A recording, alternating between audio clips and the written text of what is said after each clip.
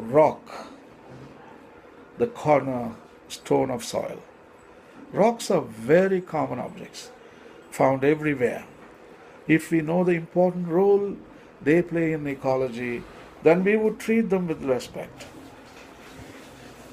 All life depends on food, food comes from plants, plants come from soil, and ultimately soil comes from rocks. Rocks are generally composed of interlocked structures of a variety of minerals. The type of minerals present determine the rock type, and each rock can be classified according to the rock type of mineral crystals and their sizes it contains. Rocks are classified into three categories: igneous rocks, sedimentary rock, metamorphic rock.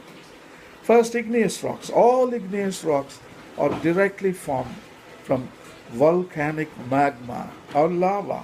Earth's crust is composed primarily of two types of igneous rocks, mafic and felsic. Darker and denser, these two is referred to as mafic. Example, obsidian, for its elevated content of magnesium and iron. Felsic rocks, for example, granite. Everybody has the granite stones in our houses and in our buildings. That is felsic rock. They are lighter and less dense because of their higher proportion of the lighter elements, silicon and aluminum. Mafic rocks compose seafloor crust. Felsic rocks are composed of continental crust. The second one is sedimentary rocks. They come in two types: clastic sedimentary rocks and chemical sedimentary rocks.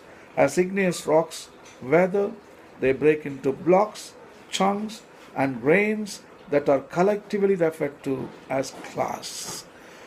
Over time, these clasts are broken down further into yet smaller particles. The process ends only when the fragments are collected together as loose sediment and lithified or turned to stone in what is called a clastic sedimentary rock. For example, sandstones, silt stone, mudstones. Chemical sedimentary rocks, for example, limestone, are formed from the chemical precipitates.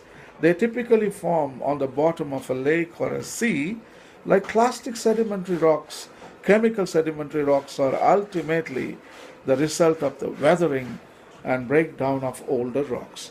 As a rock undergoes weathering and disaggregation, any part of it that does not remain as a solid clast is dissolved.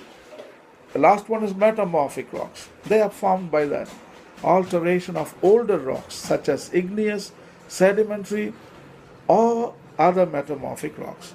Beautiful large crystals often characterize metamorphic rocks. For example, marble. And the nature and composition of these crystals are associated with the pressures and temperatures to which the rocks have been subjected. Metamorphic rocks have larger crystals than igneous and sedimentary rock. Thank you.